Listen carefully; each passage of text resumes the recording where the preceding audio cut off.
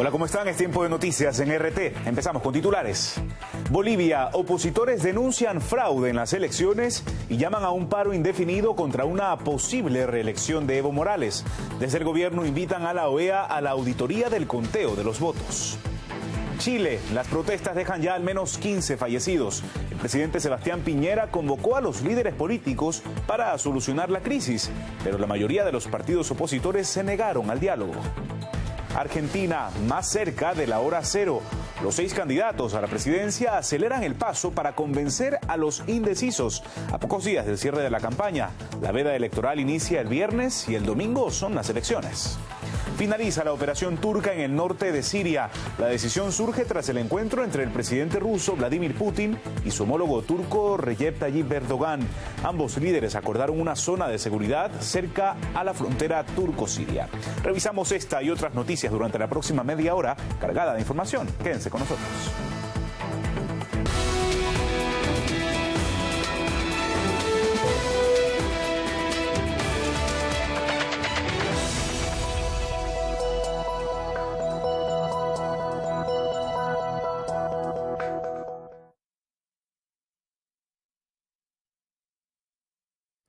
En Bolivia, el gobierno llama a la oposición a verificar acta por acta los resultados del conteo electoral en caso de que fuera necesario.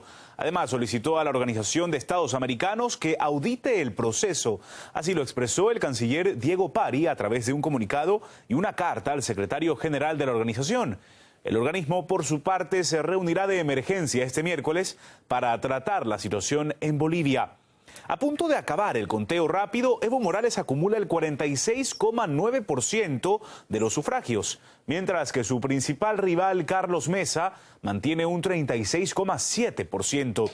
Por el procedimiento de cómputo electoral oficial, el actual mandatario también va a la cabeza con una ventaja de más de 6 puntos. Todavía falta menos del 10% del escrutinio, según el órgano electoral plurinacional del país latinoamericano. Por su parte, la presidenta del Tribunal Supremo Electoral, María Eugenia Choque Quispe, volvió a descartar el fraude en las elecciones. Hemos abierto nuestras puertas. A nadie se ha cerrado nuestras puertas. Nos han pedido documentación, les hemos dado. Nos han pedido información, les hemos dado. ¿Cómo es posible que nos digan que hay un fraude? Nosotros hemos pasado, y no me canso de decirles, hemos pasado una auditoría de la OEA. Y es la misma OEA que nos ha dicho que es confiable el padrón electoral.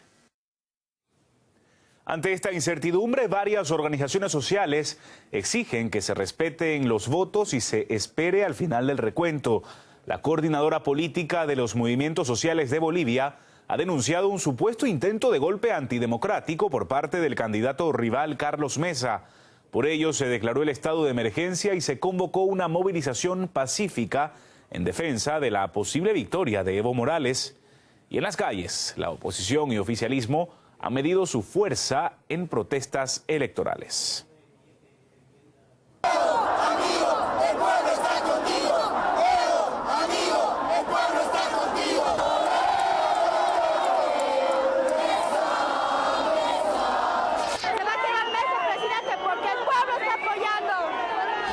Queremos que se respete el voto de las provincias y así para no ir a la segunda vuelta. Por eso estamos aquí todos.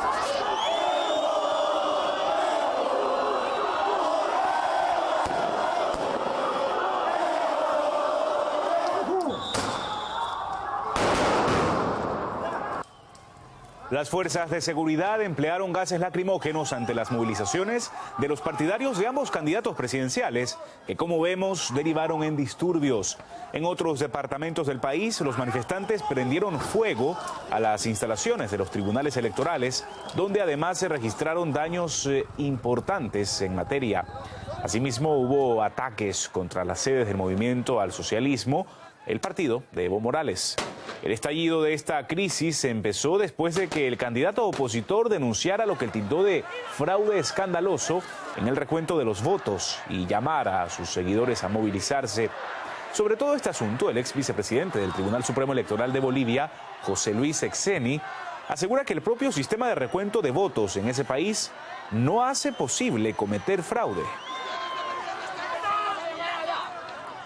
Desde antes de la elección se ha construido en Bolivia una narrativa de fraude, se ha creado una sensación de fraude, pero la evidencia tiene que verse en las actas. Las actas electorales son el documento fiable, seguro, donde se registran los resultados.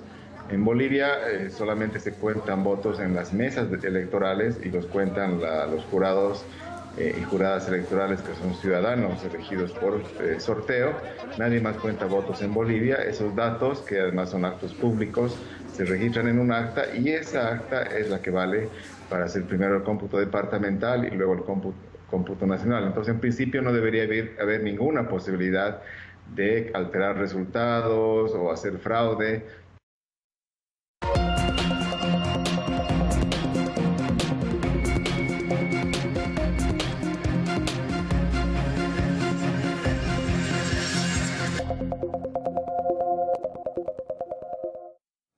De Bolivia vamos ahora a Chile. Miles de personas llenan las calles de Santiago en una nueva jornada de protestas, pese al toque de queda que se extendió por un día más. De acuerdo con las autoridades, ya son 15 los fallecidos en las marchas, mientras se espera que Sebastián Piñera presente una propuesta de agenda social tras celebrarse una reunión con partidos políticos que, sin embargo, fue ignorada por gran parte de la oposición. Pablo Mura nos trae más detalles desde la capital.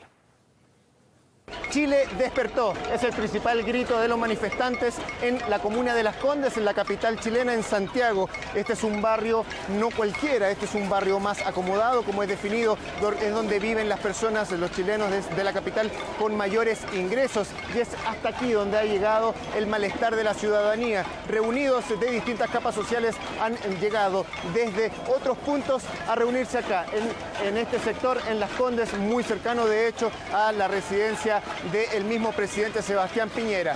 Todos piden lo mismo, mayor justicia, más unidad. Me parece bien, pues me parece correcto que la gente genere conciencia social, que seamos capaces de empatizar con el otro, porque probablemente aquí la gente, el alza del metro no le afecta y que probablemente no tiene ningún problema social de los que la otra gente reclama, pero aún así lucha por una igualdad mayor, por un bien mayor que no es el bien propio, es el bien de la gente, el bien común. Hay un descontento y que salimos pacíficamente a protestar de lo que nosotros creemos que no está correcto, que no nos están representando las autoridades en este minuto. Sin embargo, en este tipo de manifestaciones podemos ver completa paz. Es una manifestación pacífica, la gente salta, protesta y grita de todas formas, pero sin enfrentarse a carabineros, como ha resultado en otros puntos, no solo de la capital, sino que también del país. Estaremos atentos a entregar más detalles más adelante.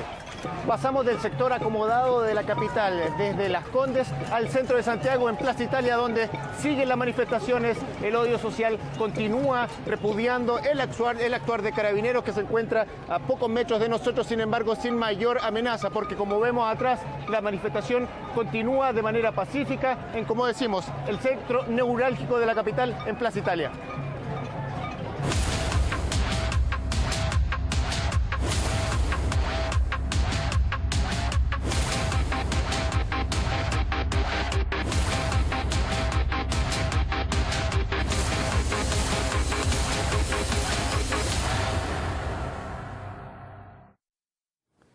En Argentina, los 6 candidatos a la presidencia del país tienen tan solo 2 días para conseguir votos, ya que este viernes comienza la veda electoral. Los favoritos Mauricio Macri y Alberto Fernández realizan sus últimas giras por el país. El actual mandatario encabeza la marcha del Sí se puede en la ciudad de Rosario, mientras que el candidato de Frente de Todos está en la ciudad de La Plata. En RT seguimos de cerca estos comicios con una cobertura especial.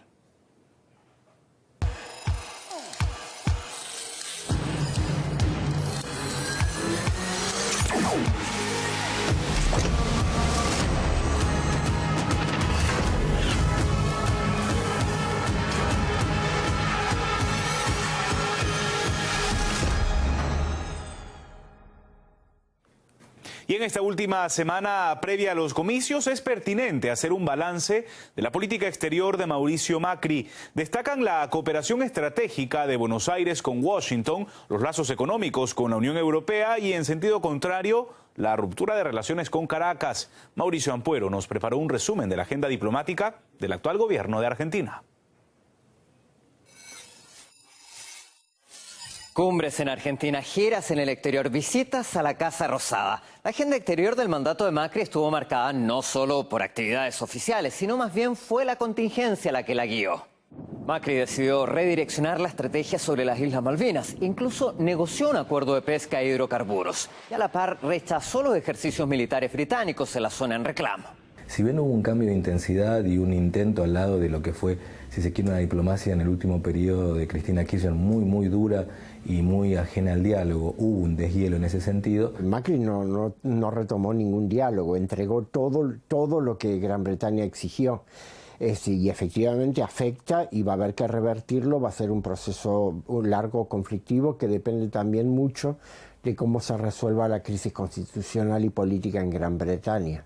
La crisis en Venezuela marcó la agenda de la región. Con Macri, Argentina pasó de respaldar al mandatario venezolano a exigir su salida del poder y nuevas elecciones. Un próximo gobierno se movería entre el Grupo de Lima o... Lo más probable es que Argentina se traslade hacia lo que se llama el eje México-Uruguay. Es decir, una perspectiva intermedia, crítica del gobierno venezolano, pero a favor de una resolución pacífica del conflicto. No obstante eso, el problema que se tiene en Venezuela, si se quiere desde el punto de vista de Maduro, es los Estados Unidos. Así que la presión de Estados Unidos probablemente siga, que es la presión mayor que están recibiendo. Con Brasil, una relación de cercanías y distancias. Mauricio Macri fue el primer presidente en reconocer al gobierno temporal de Michel Temer, tras el impeachment contra Dilma Rousseff. Y Jair Bolsonaro fue el primer presidente en no realizar una gira inicial a su vecino, privilegiando a Estados Unidos. Creo que al final Argentina hizo al revés lo que hizo Brasil en su momento, de practicar lo que es la paciencia estratégica. En ese contexto, la Argentina incluso consiguió que Brasil se acercara y tuviéramos el acuerdo del Mercosur. Se mantienen en gran parte los vínculos económicos, sobre todo por el interés de las empresas transnacionales, especialmente la industria automotriz, que están en ambos países. Pero va a ser necesario reconstruir completamente el vínculo de una forma madura y seria. No solo a Bolsonaro, a Macri también le gusta sacarse fotos con Trump. Dos viejos amigos de sus tiempos de empresarios. Una relación estratégica, como ambos la suelen llamar. Aunque realpolitik, anuncios de estrechar la cooperación. Desarticular la UNASUR, reformular el Mercosur, reemplazar el Parlasur. Macri siguió un nuevo plan de integración regional. Entre ellas, proveer de una nueva institucionalidad al Cono Sur. Había un político ruso hace muchísimos años que dijo: donde vaya la Argentina, va a ir Latinoamérica. Un poco exagerado quizá, pero en algún grado ocurrió. Macri se sumó a un plan general de reversión de los procesos democráticos y progresistas que habían comenzado con el siglo. Pero él mismo lo que hizo fue sumar la fuerza de Argentina a ese proyecto, pero él no inició nada. Desde el inicio de su gestión, la administración Macri apostó por la firma de un tratado comercial entre el Mercosur y la Unión Europea. Un acuerdo de asociación histórico que prevé una nueva etapa de colaboración entre los dos bloques. Pero la política exterior de Macri estuvo marcada sobre todo por la economía. Destinó grandes esfuerzos en el Fondo Monetario Internacional para conseguir un crédito que ahora intenta renegociar. Hasta la religión marcó su agenda internacional. Y cómo no, si el Papa es argentino.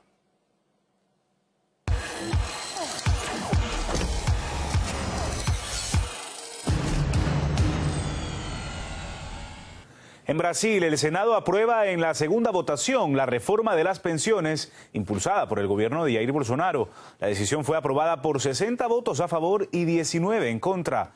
Además, está previsto que los parlamentarios voten sobre 4 modificaciones al texto base.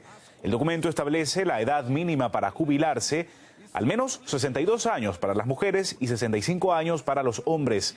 El nuevo sistema de pensiones pondrá fin al anterior sistema de jubilación por tiempo de contribución. Según el gobierno, la reforma permitirá acabar con el déficit fiscal del país y liberará recursos para inversión en otras áreas sociales. Sin embargo, varios sindicatos se expresaron en contra de la medida, señalando que aumentará la desigualdad. Vale notar que isso...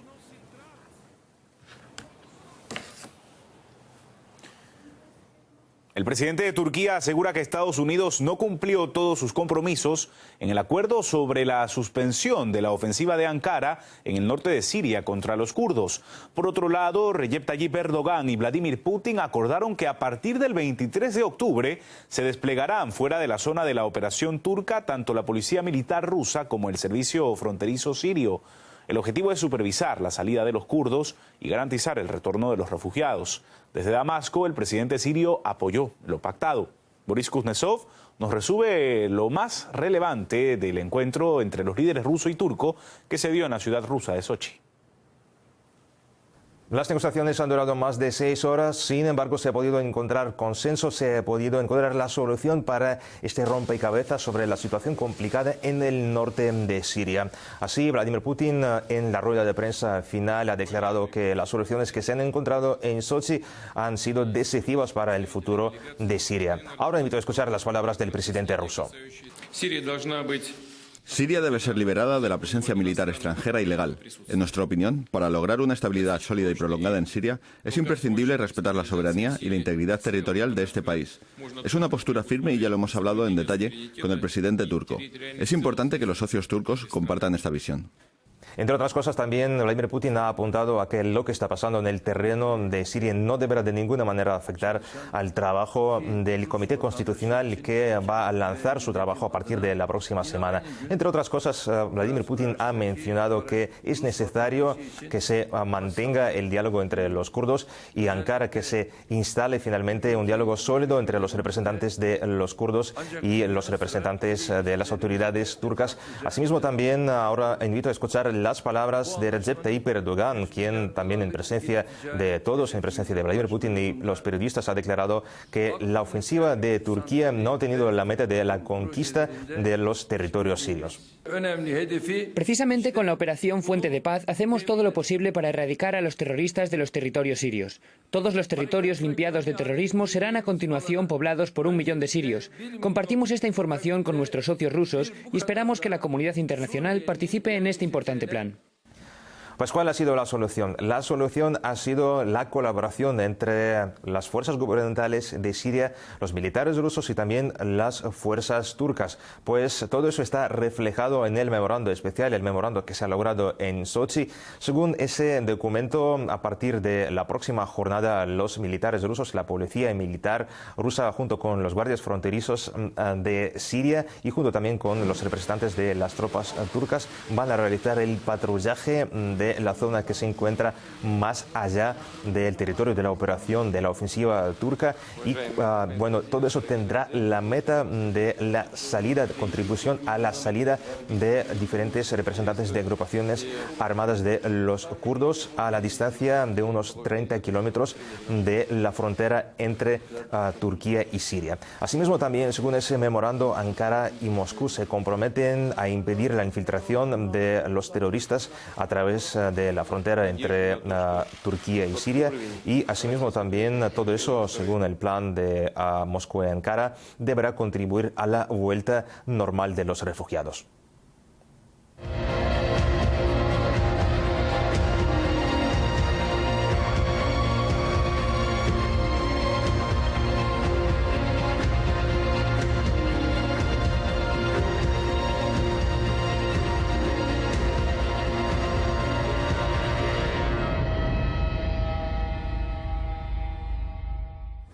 Y mientras en todo el mundo se tiende cada vez más al uso de tecnologías eléctricas, en paralelo crece la importancia del litio, un elemento necesario, por ejemplo, para la fabricación de baterías.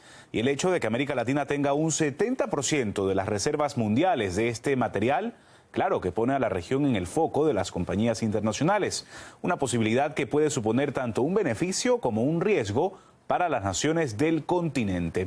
Nuestra compañera María Isabel Ceballos nos espera en la sala de redacción para indagar al respecto. Hola, María Isabel.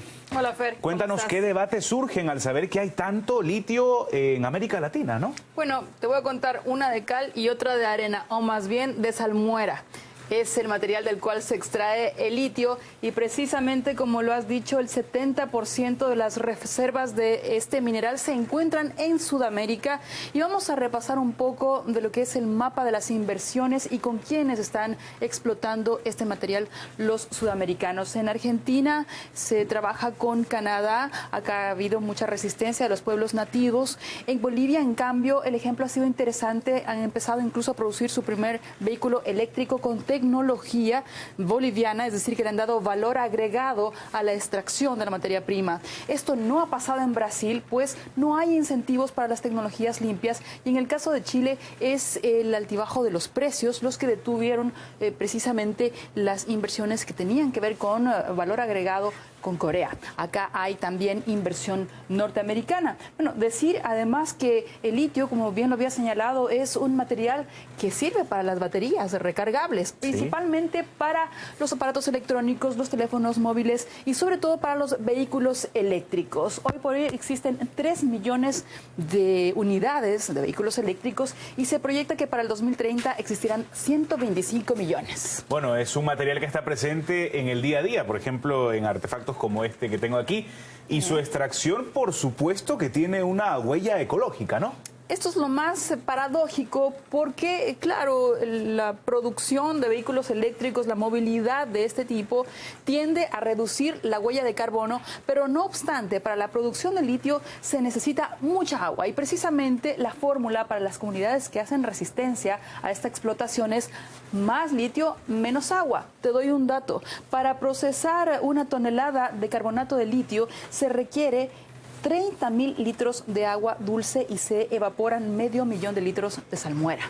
De modo que es un reto amplio el seguir produciendo de forma sostenible. Seguro, y por eso esa resistencia de muchas comunidades autóctonas de las zonas donde se extrae este material.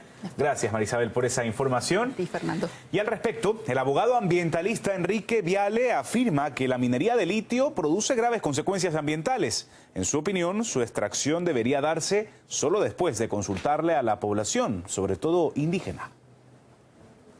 Bueno, el litio en América Latina y fundamentalmente en Argentina se desarrolla sin la consulta libre, previa e informada a los pueblos indígenas, como lo establece el convenio 169 de la OIT, que es parte de nuestra Constitución Nacional. Y también con graves consecuencias ambientales que terminan socializadas, ¿no? Que termina pagando el resto de la sociedad. La minería de litio tiene consecuencias ambientales, eso hay que tenerlo en cuenta. Y también lo que tiene es una gran cantidad de aportes de gases de efecto invernadero durante el proceso de minería. Eso también hay que contabilizarlo cuando nos hablan de estos minerales como la salvación para el cambio climático. En España, el Ministerio de Fomento cifra en 7,3 millones de euros el daño a la infraestructura y al transporte ocasionado por las protestas que siguieron a la sentencia del Tribunal Supremo a los líderes independentistas catalanes. Informa de ello el periódico de Cataluña. Además, señalaron que las movilizaciones afectaron a unos 175.000 viajeros. Francisco Guaita repasa cómo han evolucionado las protestas secesionistas.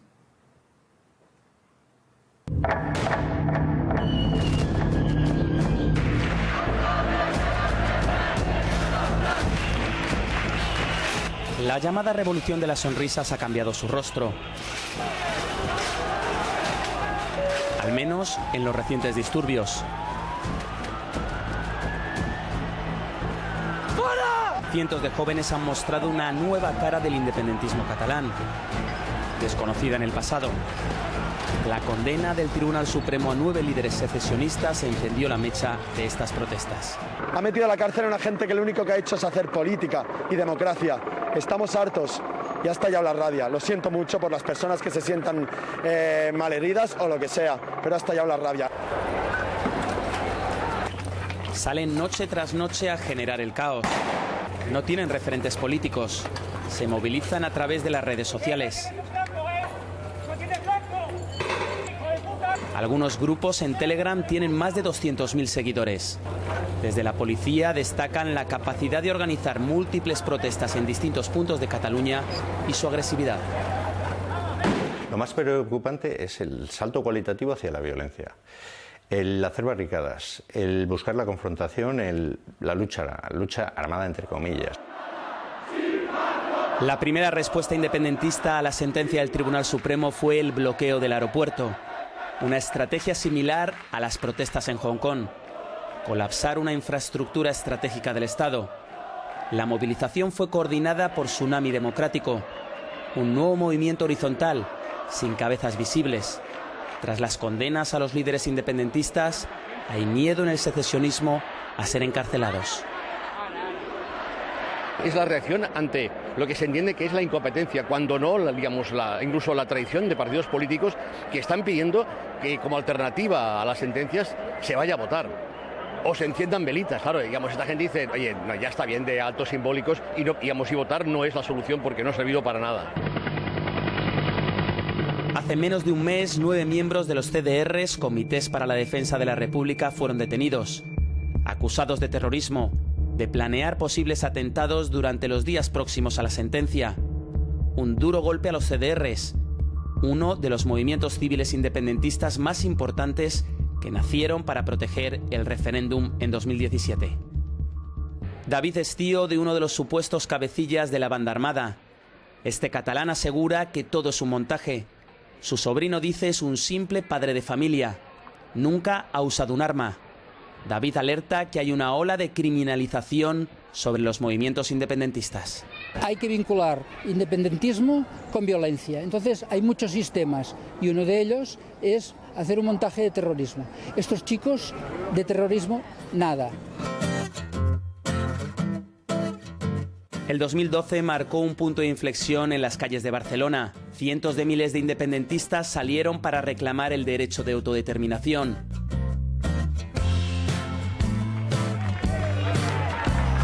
Han sido las marchas más numerosas en los últimos años en la Unión Europea. La organización civil ANC fue el motor de estas manifestaciones masivas. Una organización próxima a los partidos secesionistas y que en los últimos años ha sido criticada por alejarse de lo que realmente quieren los soberanistas. Al final la independencia se tendrá que hacer desde la institucionalidad, también con la desobediencia civil, pero necesitaremos una mayoría legítima y legal parlamentaria. Ahora muchas de las protestas en Cataluña no están bajo el control de ninguna sigla en concreto. Sus manifestantes pueden pertenecer a varias organizaciones a la vez o a ninguna. Se sabe cómo empiezan las concentraciones, pero no cómo terminan. Los políticos para mí no son aliados del proceso porque sus intereses son otros, van para otro lado. Ahora la violencia ha entrado en el movimiento independentista. Hay secesionistas que lo niegan, otros ya lo critican, pero sin duda ha generado división y fractura. El centro de Barcelona en llamas, una imagen muy diferente de la que han pretendido dar durante años el independentismo. Ahora la pregunta es cuánto músculo van a tener los violentos para hacer frente a los policías. La crisis territorial catalana ha vuelto a agudizarse. Los grupos radicales han abierto una nueva hoja de ruta en el independentismo y la solución política ahora quizá se ve más lejos que nunca. Francisco Guaita, RT, Barcelona.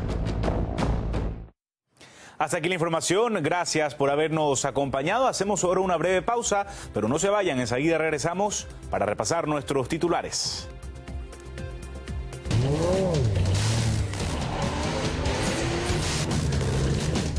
Es como una secta.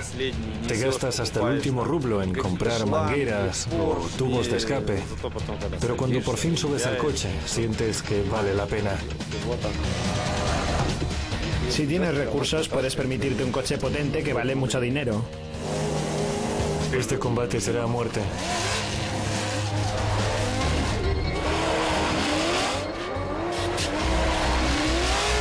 Estaba manejando y ¡bam! Vi el fuego. Esto nos cuesta mucho dinero y nervios, pero le encanta.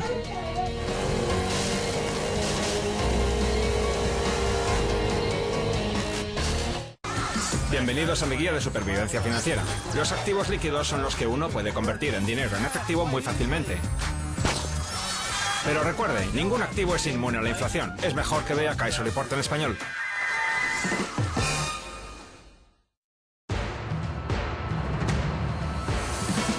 Repasamos nuestros titulares.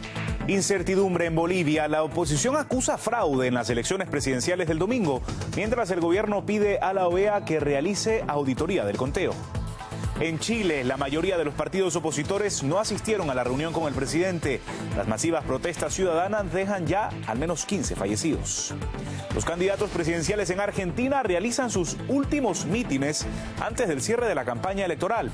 Este viernes comienza el periodo de reflexión y el domingo es la hora cero. Los presidentes de Rusia y Turquía acuerdan una zona de seguridad en el noreste de Siria al anunciar el fin de la operación turca en la zona. Las tropas rusas y sirias vigilarán el repliegue de los kurdos. Hasta aquí la información, gracias por habernos acompañado. Sigan ahora con Cartas sobre la Mesa.